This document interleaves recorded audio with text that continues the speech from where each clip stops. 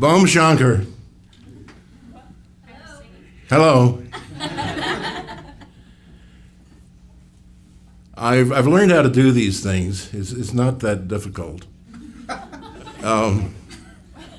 You shut off your mind and you open your heart, and good things come out.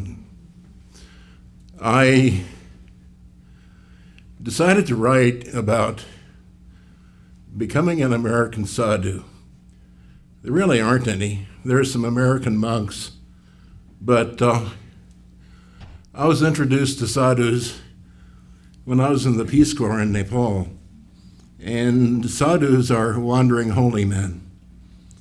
And it would be difficult to take up the life of a sadhu in the United States because they don't wear many clothes. You've seen the pictures of Mahatma Gandhi of what looks like a diaper. That's called a dhoti. And that's about all they usually wear. And they go about barefoot. And so you might freeze to death.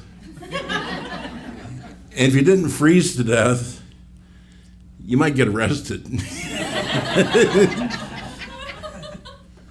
But the idea behind a sadhu is to renounce the material world and take up the real world. But America's not ready for this.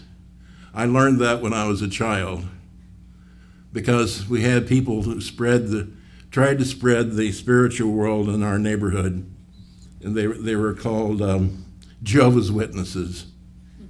And we'd be out playing in our yard, and a mother would come to the back door, "Get in the house, get in the house."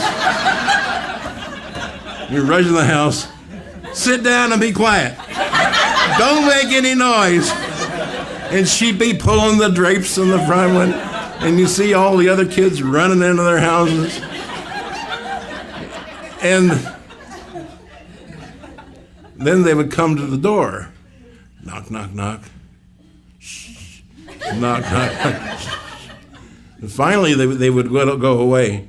And they said, "Well, why don't you just greet them?" No, they won't let you go once you let them in. So, okay.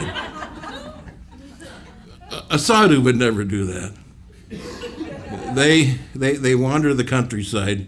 Most of India lives in villages, and they just stand at the front door, not right in the door, kind of out in the front yard. And people who know this particular sadhu know he's a good man on a spiritual journey, and they'll cook some rice and they'll give it to him in his begging bowl. I can't imagine what might happen if I went to some neighborhoods around Fargo, even if the weather was warm, wearing not too much, holding a begging bowl in somebody's front yard and not saying anything except Sitaram, Sitaram, Sitaram, Sitaram. I might get arrested again.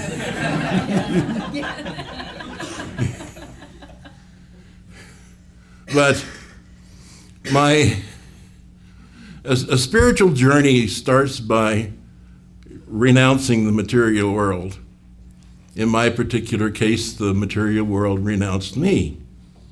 I had a job with an international company in Chicago, about 900 people. And one day, 200 of my best friends and I wound up on the street.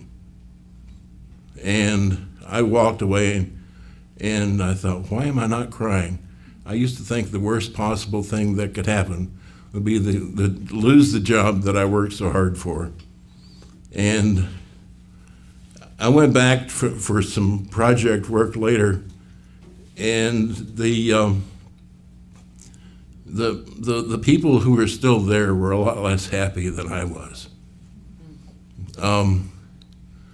As part of this process of renouncing material things, I renounced a lot of my belongings to the pawn shop. And it made it a whole lot easier.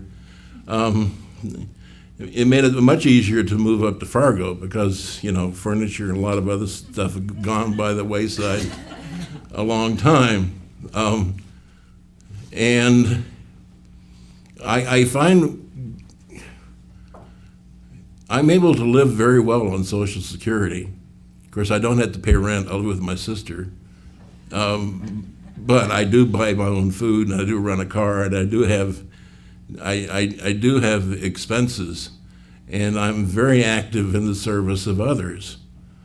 And none of this has anything to do with the material world. And I've never been happier. So that's all I've got. Thanks.